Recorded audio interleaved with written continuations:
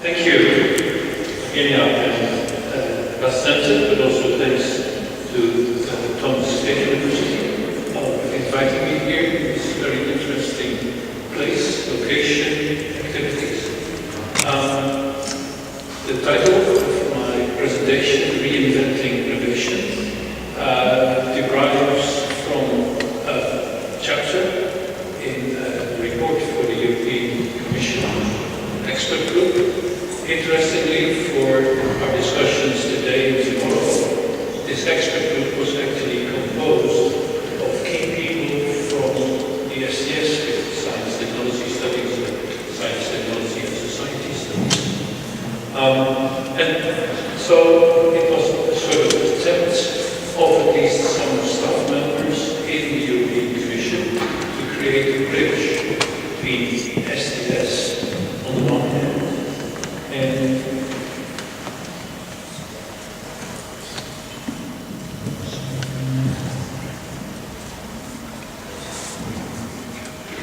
like this. This is better. Okay. I have to go my head, but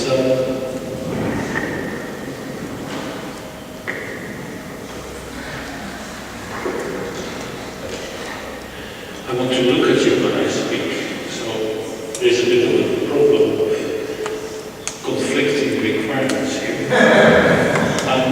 Anyway, so this was an attempt of at least a few staff members in the European Commission to create a bridge between STS, Science, Technology Studies, and the world of policy making, push for innovation, and so on.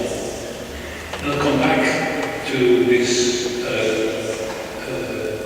expert group, and the report they published in a few slides later. I was a member of that group. I was a member of some other groups as well, which allows me also to make a sort of comparison between these various groups and how they actually work towards this bridging of the gaps between STS and the world of policy making and practices in industry and wherever. The paper itself, as I presented, will be based on that chapter and has been circulated so that you could have a look at it beforehand. But it's not just a plain empirical paper. Expert groups don't just do an empirical analysis that you can publish in a scientific journal. It actually, they're trying to think through what's happening, what they observe, analyze, and come up with comments, evaluations, sometimes recommendations. And that will be visible in my presentation as well. So I do a sort of empirical analysis, but it also offers comments and suggestions. And you can see how that works out.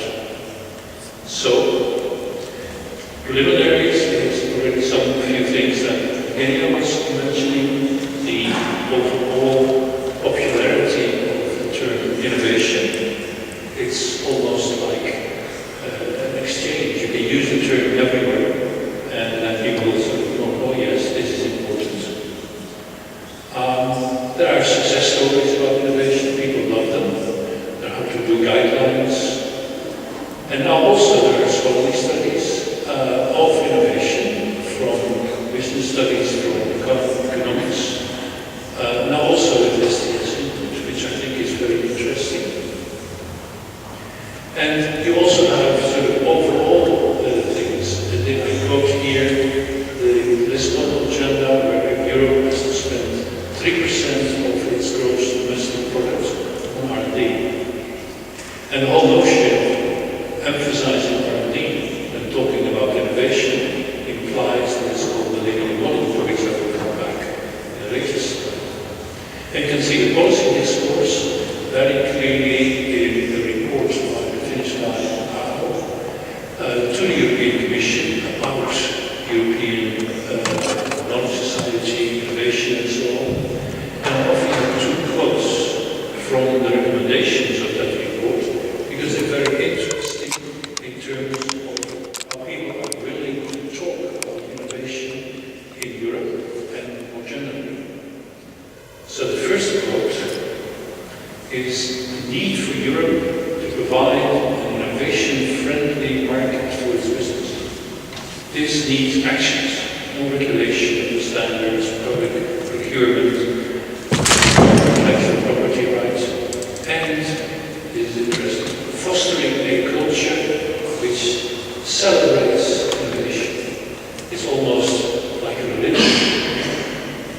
And then the next quote, a similar theme, European citizens should realize that their way of life isn't a threat, but also that the path to prosperity through research and innovation is open. If large-scale action is taken now by their leaders before it is too late. It's wonderful. I mean, it's indeed almost like a religious message that you can be saved if only you follow the leaders. So, clearly, and that's the thing that STS is always very sort of looking at that sort of rhetorics in these quotes.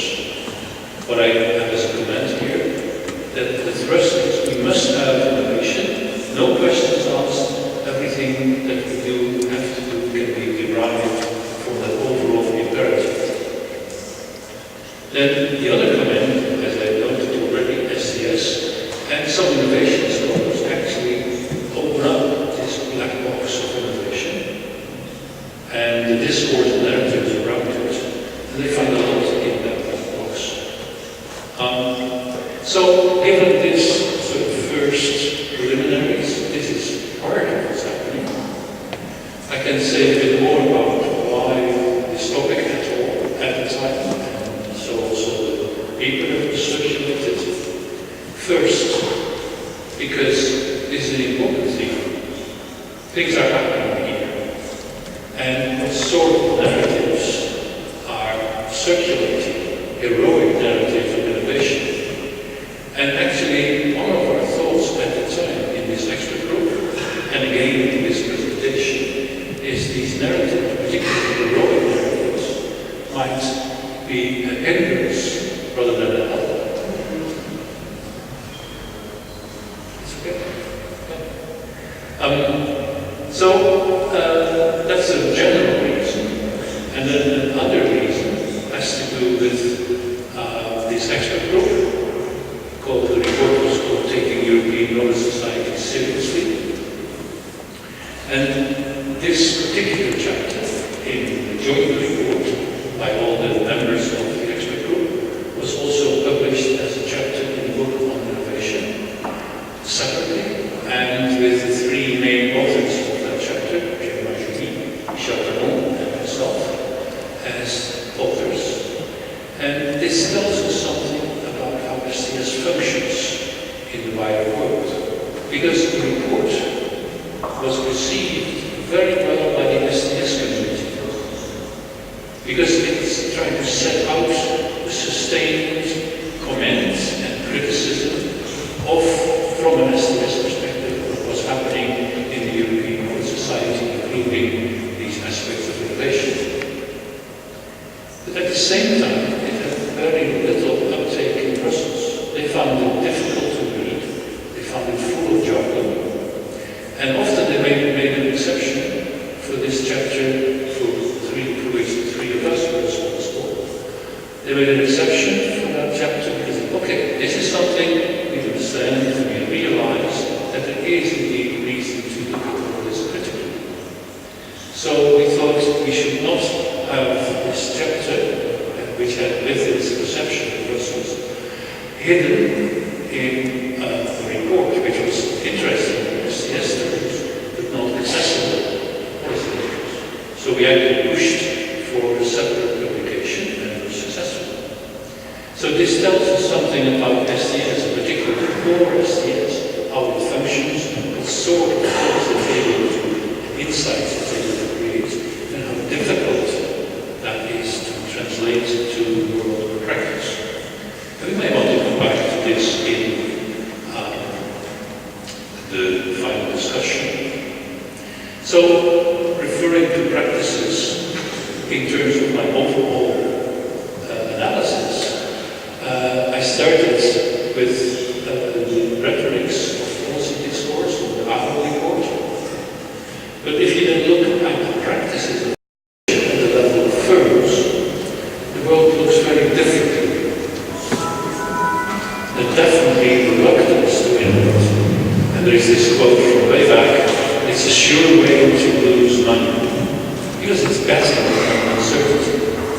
You can do that in a casino while playing poker, but in a firm, you're a bit reluctant.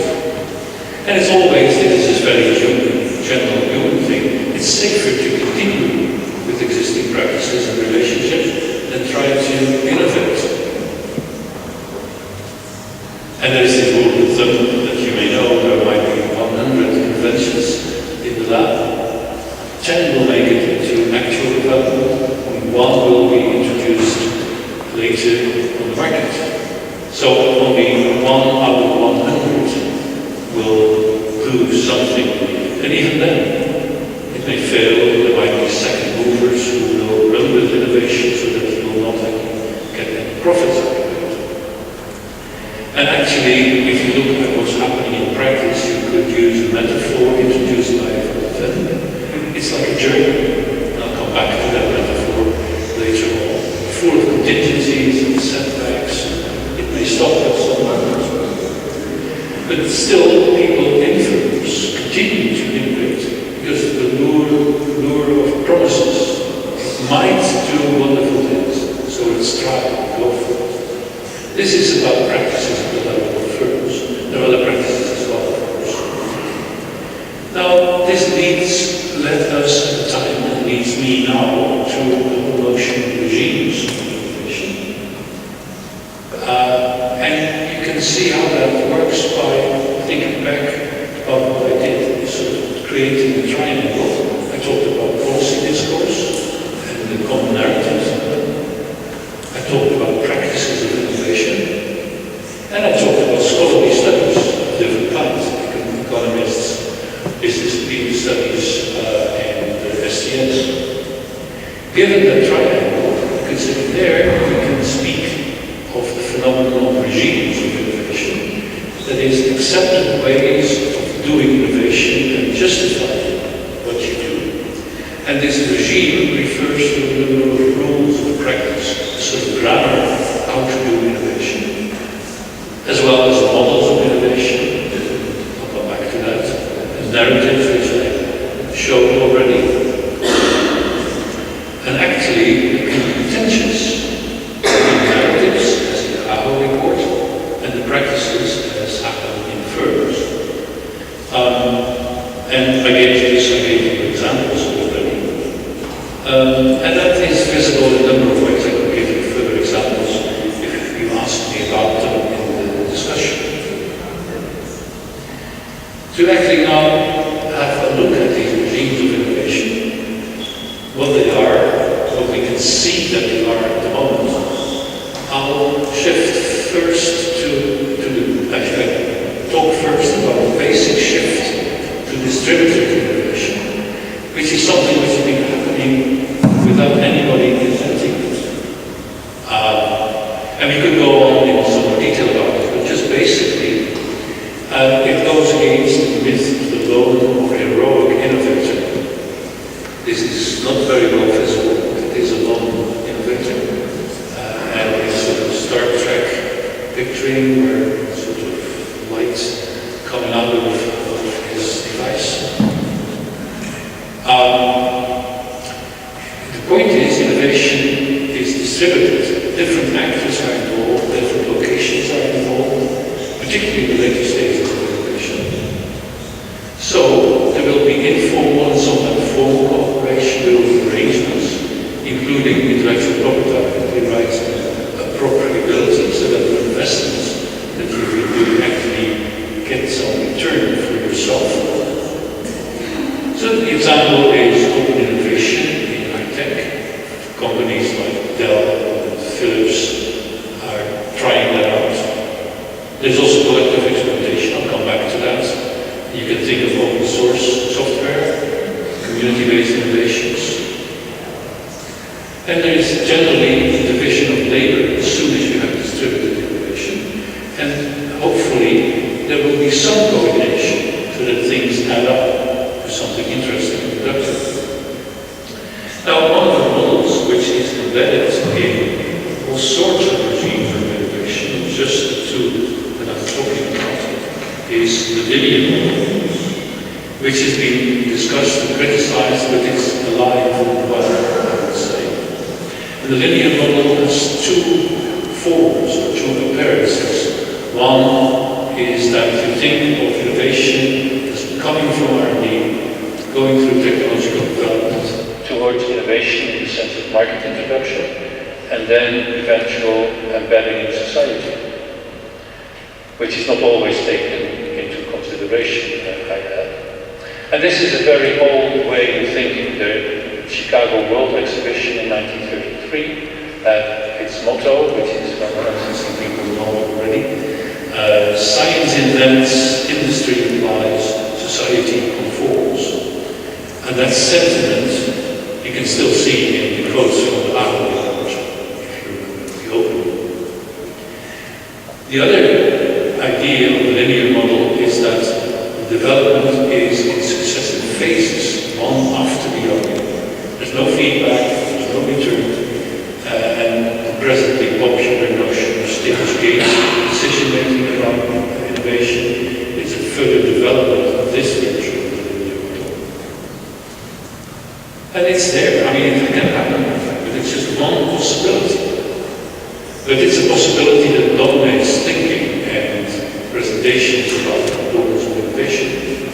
And my diagnosis of that is that it's because of managers and policymakers who wish to make a difference in the here and now, so that they can show that they've done something important. So they talk about this at an early stage. And in a sense, they then are condemning themselves to the linear model. Because for them it's important to do something which is at an earlier stage of a linear succession. So this is my explanation for the continued dominance of the linear model. Although if you ask people nicely, they will say, no, we don't believe in the linear model. I think it's important to emphasize this, not just because the linear model is not something that happens very often, but also because there are further implications that if you go for things early on, you might actually risk a focus on upstream solutions for downstream problems.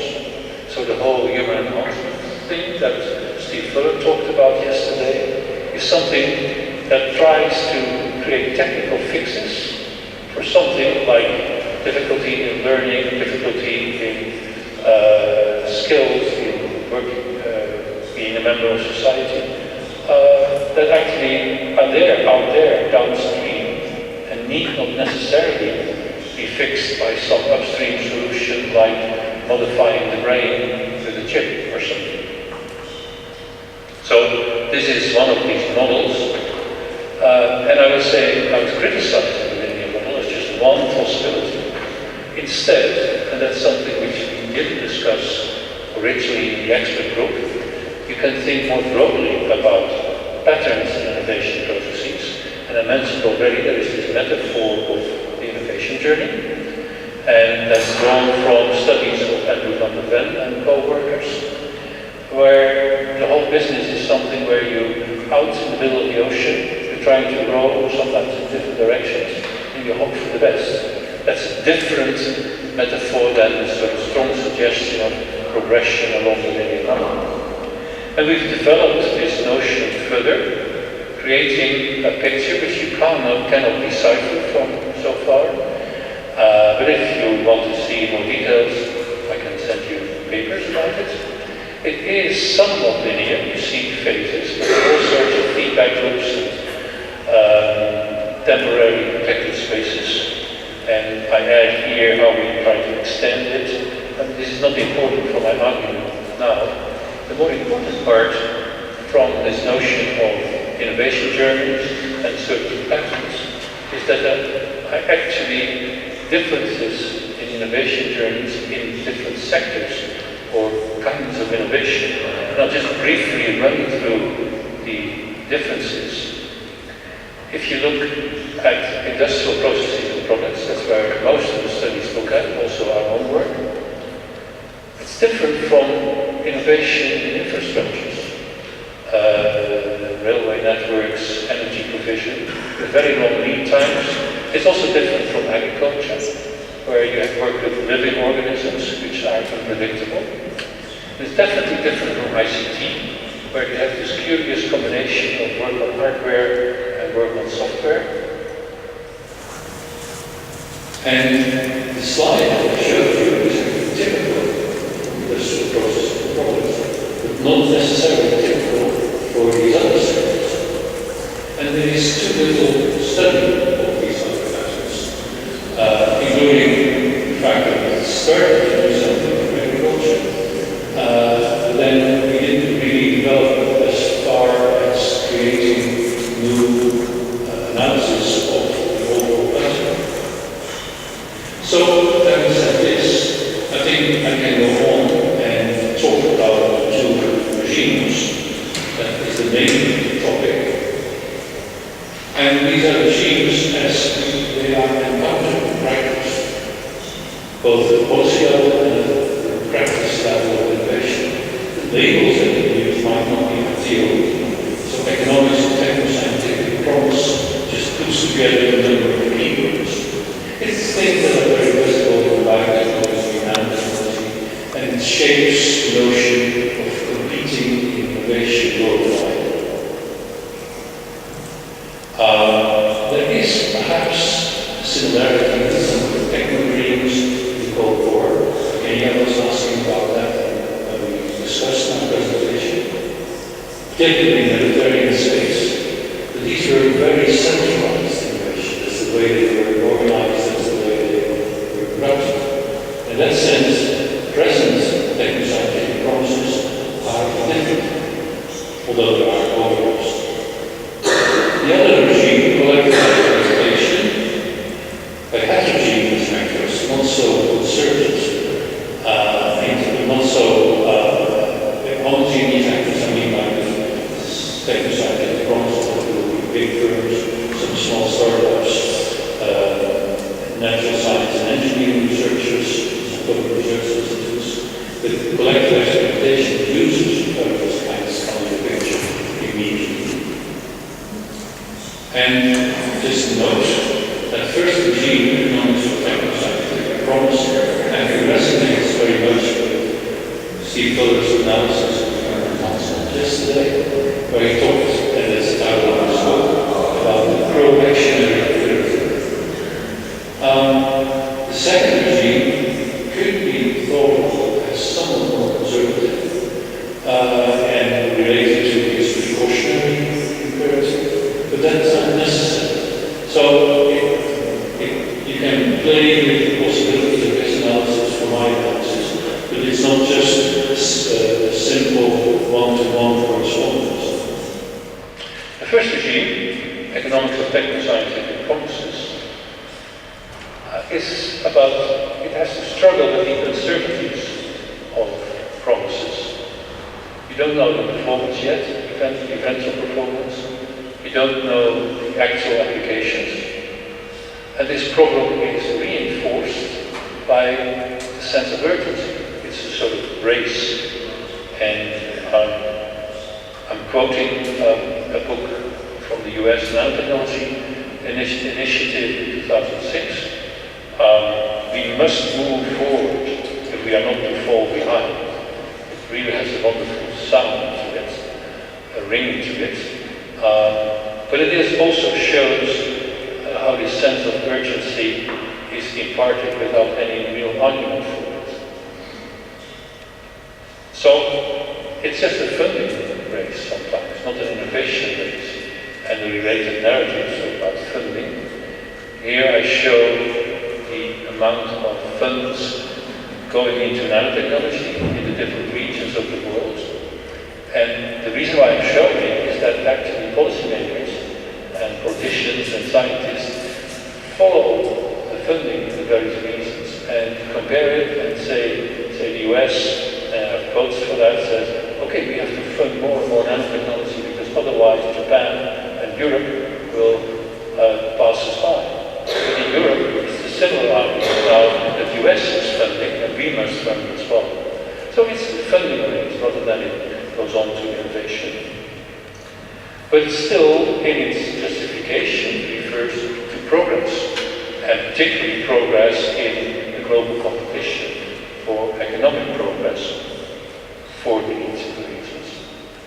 And there's lots of hype involved, by definition almost, and then subsequent disappointments. I'll briefly show you a visualization of this hype and subsequent disappointment, which comes from the Gartner company, and it's widely used, and so some of you may have seen it before. You have inflated expectations after the trigger, new option or new field of opportunities as in nanotechnology. Then you get what is called the trough of disillusionment. Disillusionment, the trough, because the overall shape of the curve is like a trough that animals feed from in a stable.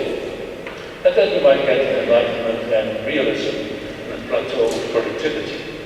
And there are two strategies. You could embrace the hype, as people do on the stock exchanges as well, and just get out as soon as you think it might turn around.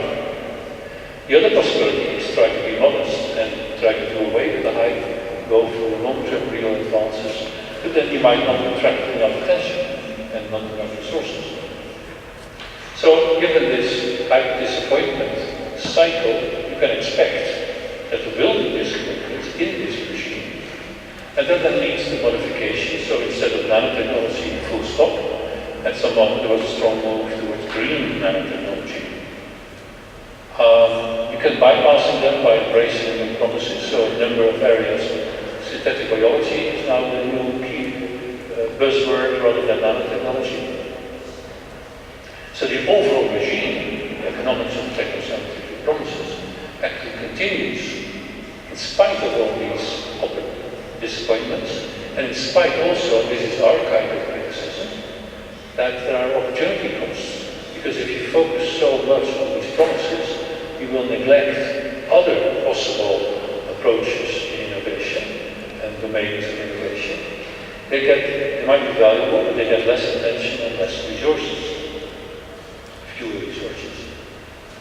So, this is a commentary, not a fully fledged analysis. They function as a sink. Put a lot of money into them and may not always get enough out of them, but there is a sink which is necessary in late capitalism where you get surpluses that you have to find a use for. And Baron Sweezy in the 1970s actually analyzed the military spending that way. The other regime, collective experimentation, might not be the best label. We can discuss that if you wish. But definitely there are different examples of what you have in mind when we speak of this regime. Different examples that may add up to a regime. There's the open source movement almost in software, but it's a bit more general if you call it a movement. The property right arrangements, the general public license or copyleft stuff, which is an interesting development. There's open innovation, a term introduced by Jesro to capture something out there, and then it was taken up by a number of high-tech firms, and I mentioned already Philips and Dell and so on. But interesting, there is also the sports sector, where professionals think about not just their skates and other immediate utensils, also the clothing, where they come up with innovations from their own practices and then link up with producers who develop them further and sell them. There's community-based innovation in ICT, for example, city quarters which build up their own ICT infrastructure and usage. There are farmers' collectives for breeding, for low-input agriculture. There are patient organizations. They were always important to collect money for research, but now they're co-developing therapies, so they become part of the innovation process rather than just sponsors of innovation. In the collective experimentation regime, there are other divisions of labor, that's clearly so, with the role of users and other kinds of associations. And there's only indirectly the role of the policy. I find that an interesting observation. because policymakers have difficulty in actually directing and creating policies, although there is interest in policy circles for these kinds of collective experimentation. It happens in the real world, and it's quite slow innovation compared with the dedicated push for techno-scientific promises. And slow innovation, in a sense, is something that happens because it's happening in the real world, not just in the laboratory. Also, what happens with any production of a collective good, there might be opportunistic behavior. So with the open source software, it's a well-known fact that lots of users who could contribute to the further development just sit back and wait until somebody else does that, and then they can profit from it. That's what I meant with opportunistic behavior. And this is a note, also because of the work in the expert group. Collective experimentation, we talk about actual experiment, innovating. It's not about public participation in innovation processes, which is sometimes called democratizing innovation. And if you read the report of the expert group, you can see that actually there are differences of opinion in the group. So in our chapter, this is what we mean with collective experimentation. And in a few other chapters, collective experimentation is experimentation about articulating goals and democratizing innovation and other areas of life. First round conclusion, and then I have a few more remarks.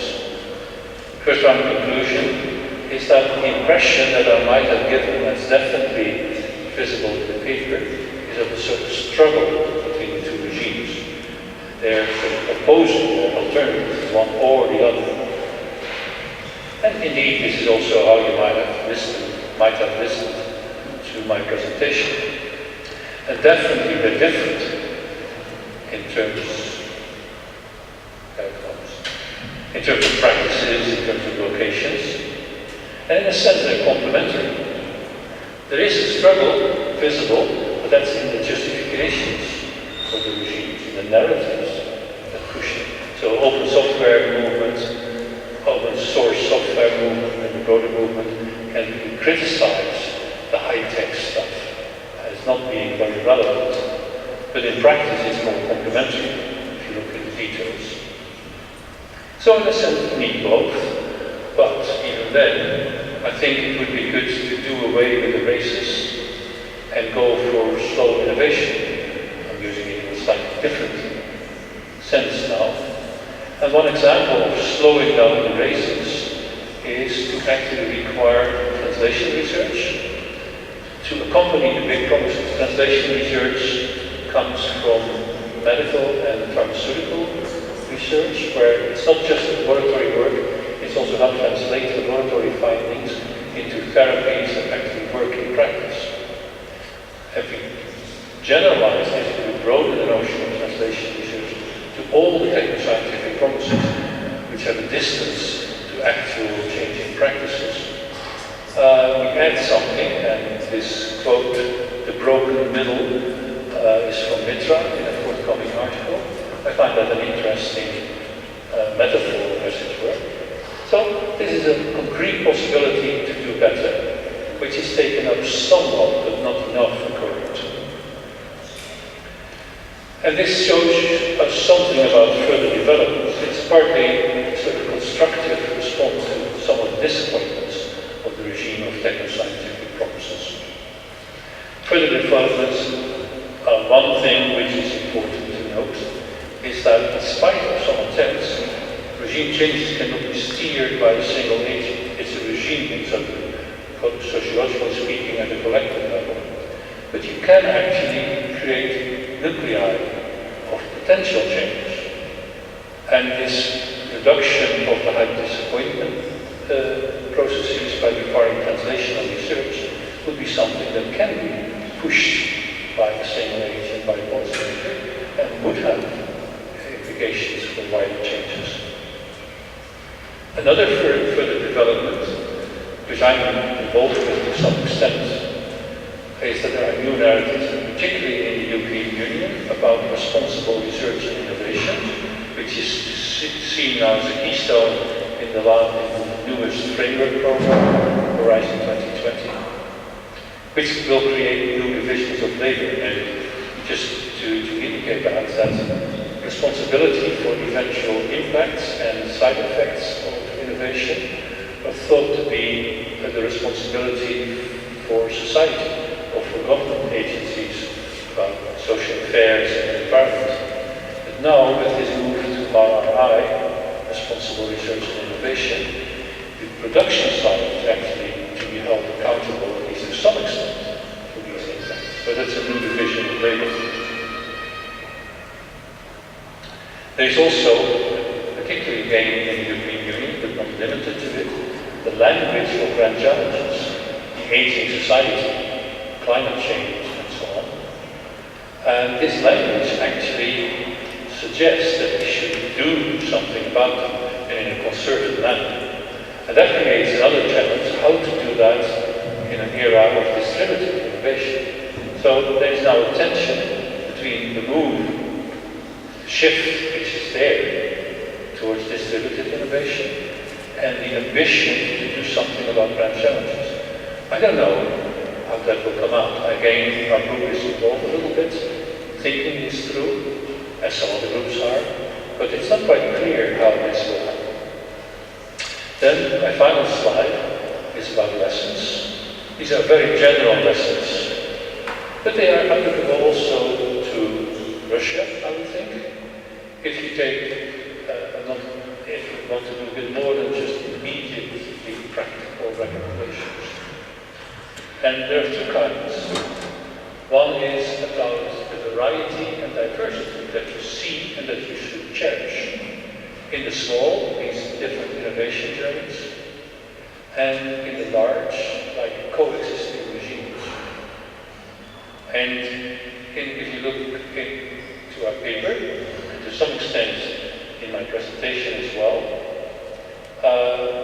we warned a little bit against the regime of economics of techno-scientific promises to become hegemonic, to become the only thing that is worth working on. And we therefore emphasize limitations. And we definitely were sympathetic with collective experimentation, each of us in our own ways. I mean, Michel Pagon working with patient associations in France, Pierre Nojouli working with farmer collectives in Europe and Latin America. I myself doing a little bit in agriculture, but also working with nanotechnologists, so I'm a bit of an ambivalent guy. And you could think that it is in a sense an STS bias to be sympathetic with collective experimentation and critical of techno-scientific promises. That's okay, on the one hand. It does create sometimes communication problems if you want to do something about the economics of techno-scientific promises. The other sort of general lesson is that the reinventing of innovation, our starting point, should continue. And so it's important to identify opportunities for further reinventing within the regimes or with new regimes. And we identified two possibilities. Just by thinking about it, there are no real examples, I think, only partial examples. One is the public research institutions, which are very important in France and in some other countries, compared with universities. They could actually become nurseries and test beds for collective experimentation, because there's a sort of public interest involved. The other thing is that the whole notion of the commons should be rethought, perhaps reinvented, and that's particularly perhaps an STS point, because STS, and this is something that Michel Pagon has been emphasizing, is always full of appropriation arrangements.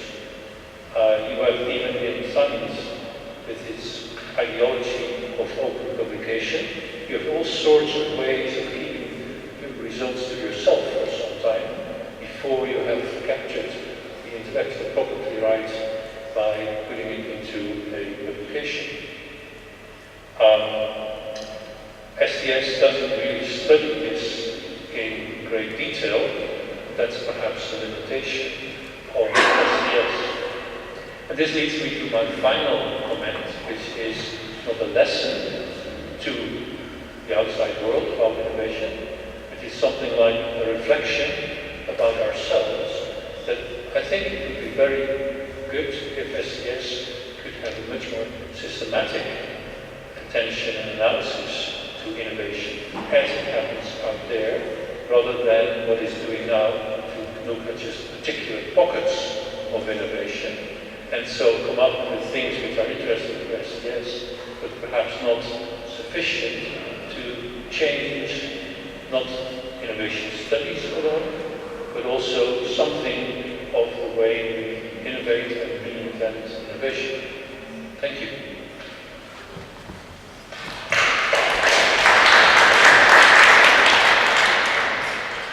Thank you very much, Professor Rip, for your presentation. And please, questions, if we have any. Используйте, пожалуйста, микрофоны, которые на столах можно кнопочку нажимать. И поднимайте, пожалуйста, руки, когда вы задаете вопрос, представляйтесь. So please use your microphones and introduce yourself when asking questions. Any questions? Yes, please. Я надеюсь, что слышно. Вот вопрос такой. Все-таки исходя из тех материалов, которые мы получили... Извините, пожалуйста, представляйтесь, будьте любезны. Пожалуйста. Загитулина Марина, Челябинский государственный университет. Вот мне остается неясно, что вы все-таки вкладываете в выражение реизобретения инноваций. Вот можно это как-то объяснить на примере на каком-то? Что мы переизобретаем? So, reinventing innovation, we found it a nice title. So we used it before we thought through all the implications. We thought it was a nice title because we had a strong sense that innovation patterns were changing. And we wanted to add to that and say, okay, it's not just us sociologists who are saying that. We actually think of you out there, industrialists, scientists, whatever, agriculturists, that you're actively occupying yourself with changing the patterns of innovation. So in a sense, you're reinventing them. So it's not just innovation in the traditional sense of new products and processes. There's also innovation in how you do innovation. And in that sense, you could use the phrase reinvent innovation. So it's almost what people now talk about as social innovation, where you innovate in social interactions, processes, arrangements. Here, you're innovating the process of innovation. That's what we wanted to convey when we said reinventing innovation. And sort of the label stuck. It became the title of the chapter, the title of this presentation. If it obstructs your view of what I've been saying, just forget about the title and think about this analysis of regimes of innovation and the various other patterns in innovation that I tried to show. So it's not necessarily the title, but we thought it was interesting, and it was interesting also to communicate a certain sense to our various audiences. Пожалуйста, вопросы.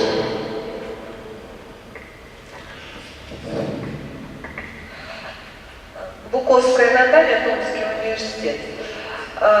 Вот можете ли вы сказать, что те сферы, которые курируются государством, то есть вот военная сфера, там, космоса или даже спорта в отдельных там, государствах при определенных режимах, вот эти сферы являются более конкурентоспособными вот, и в современное время на рынке инноваций.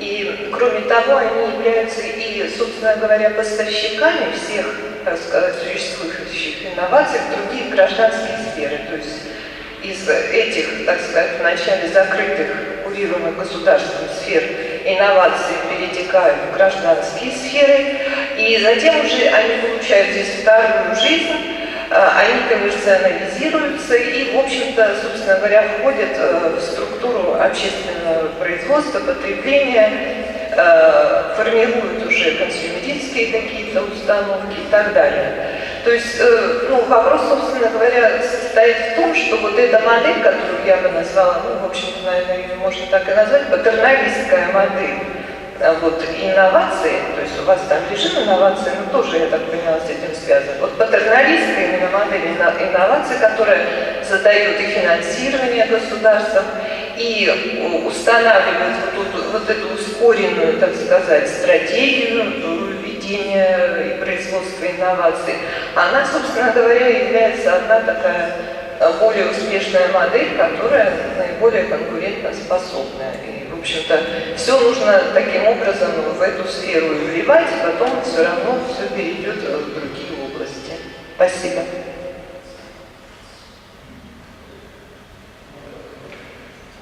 Thank you for the question. I think you're pointing out something very important, the big state-led, state-sponsored sectors like military, like space, and some other areas, sometimes also energy, as part of the overall picture of innovation. And I would agree that these are very important, that they have not always been sufficiently studied. I would be, and also you say that sometimes very important things happen there which are then diffusing out towards other sectors of civil society. That happens. I'm not so sure that the state-led fields are always in the forefront of innovation. For their particular purposes, like military and space, they didn't really have any competitors. And they were building very strongly on this centrally orchestrated innovation. And that was very clear in the 50s, 60s, 70s. And there is, on the one hand, a certain reduction in the importance of military and space at the end of the Cold War. But that's just one part of the whole thing. What you do see is that the interactions between, or the boundary between, say, military and space on the one hand, and civil society innovation on the other hand, are becoming more permeable. There are lots of openings and interactions compared with only 10, 15 years ago. But definitely very different from what it was in the 50s and 60s.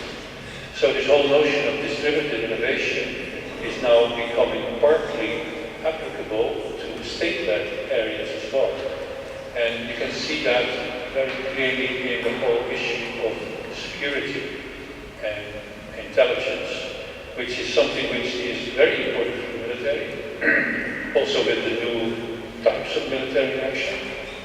But it's also very interesting in civil society.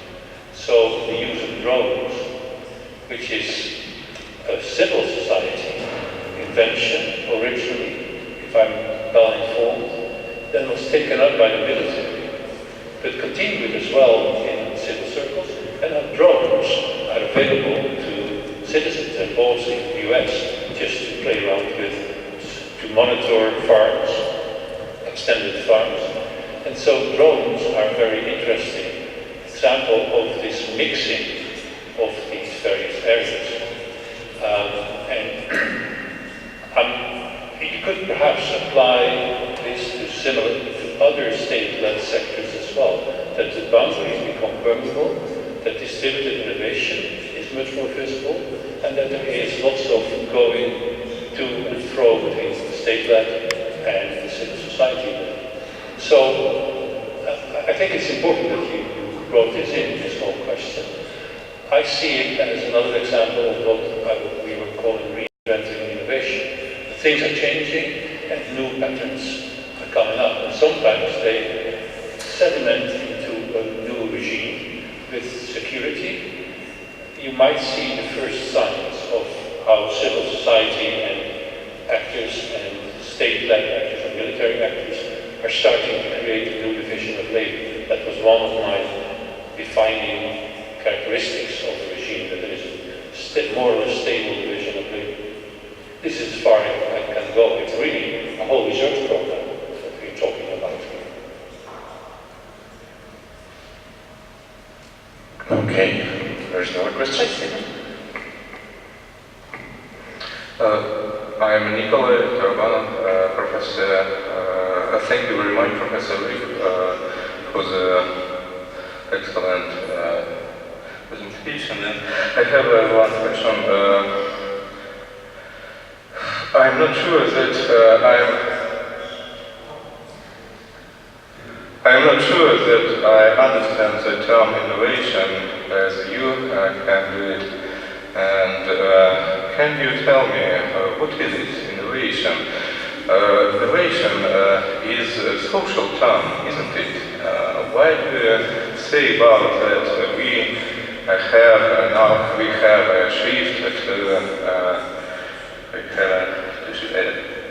to mutate innovation, yes, to innovation as socially understood, yes. But innovation itself is a socially phenomenon, and if we say that firstly,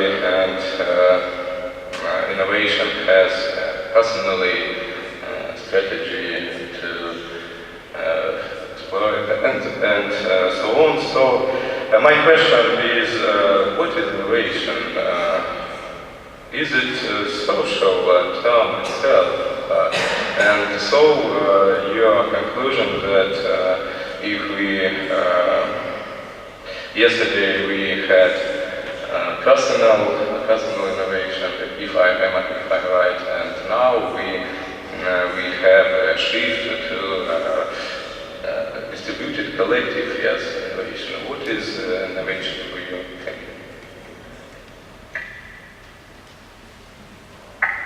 Again, a very important question, and the way I presented it was using innovation in the sense that policymakers and industrialists would find easy to understand, whereas I myself would like to say innovation is always socio-technical. I can explain that in a minute. And so sometimes, and in some phases, the emphasis might be on the technical part, sometimes on the social part. But again, there has been a very traditional division of labor, where industrialists think that they can limit themselves to the technical part of the social-technical innovation, and then the social innovations come with the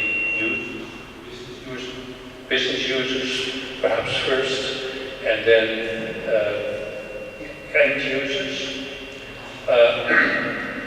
And so this division of labor allows industrialists to speak of innovation as if it were just technical innovation.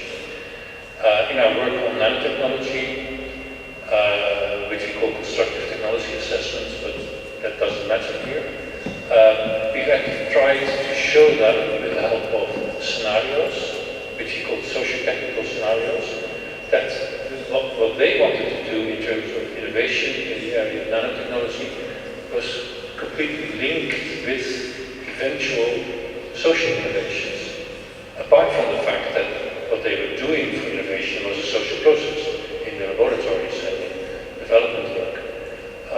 So we're trying to convey the message that innovations are essentially social-technical, but then in communicating, we sometimes go back to this limited sense of just technical innovation, which is a strong reduction, particularly if you think of eventual embedding in society and the repercussions there. So, your question in the end was, what do you understand with innovation? I've tried to explain that I think of it as socio-technical. In the end, as a change in existing order, and the order can have technical as well as social features. But then we actually try to, in our own studies, to show the social aspects, social features of cuisine are often neglected until it's sometimes too late.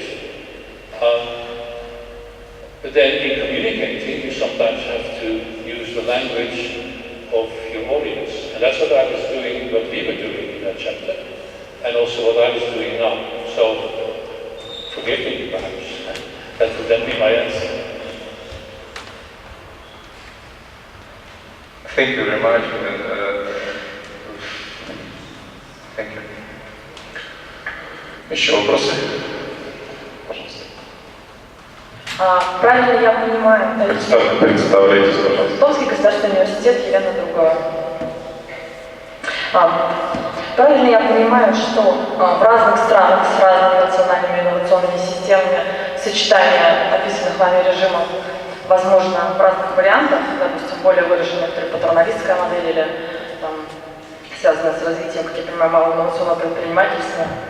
И вытекающий отсюда вопрос: в вашей работе, может быть, какие-то есть выводы или рекомендации, связанные с, не знаю, переходом от конкуренции этих режимов к их эффективному, не знаю, взаимодействию, какие-то социальные или политическом аспекте?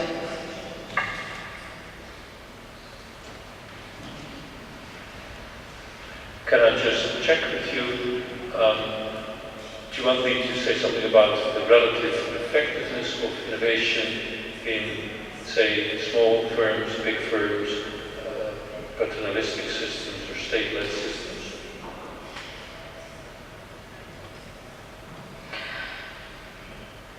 Если вы представили некоторую модель, да, эти два режима, то эта модель может быть более или менее эффективна в разных ситуациях, в разных национальных инновационных системах. I have to, before I actually try to address your specific question, I have to step back a bit and say that this notion of regime of innovation isn't necessarily a model. It's actually more like a grammar, a set of rules that we follow at the moment in this type of innovation and efficiency of labor and so on and so forth. Then within a regime, you might have a model of how to do it. And I mentioned the linear model as something which comes back with this regime of techno-scientific promises, but it's not necessarily a good model. And so the question about models can be discussed somewhat independent of the regimes. And then you have, for instance, the Schumpeter 1 and Schumpeter 2 models. Schumpeter 1 is for the small entrepreneur who is almost like the heroic lone innovator, and that then leads to an emphasis on small firms as being more innovative than big firms. Then Schumpeter type 2 in his later years is about the big organized laboratories that produce innovation and require coordination and steering, and that was taken up by the big firms and their laboratories, who have a certain tradition of being innovative and also a certain tradition of combination. So in the pharmaceutical sector, as you may know, you see that the big pharmaceutical companies are so imprisoned by the need for the big blockbusters that they cannot be very innovative, but they look around to small firms doing little bits of innovation, which, if they seem to be interesting, i.e. also profitable, no longer then they can be bought up by the big firms. So that is, it shows that there might actually be complementarity rather than one model which is better than another. It also depends on the sort of innovations. So ICT, and particularly the software side, innovations are very easy to be done in the garage, say. And that's how some of the present big firms have emerged.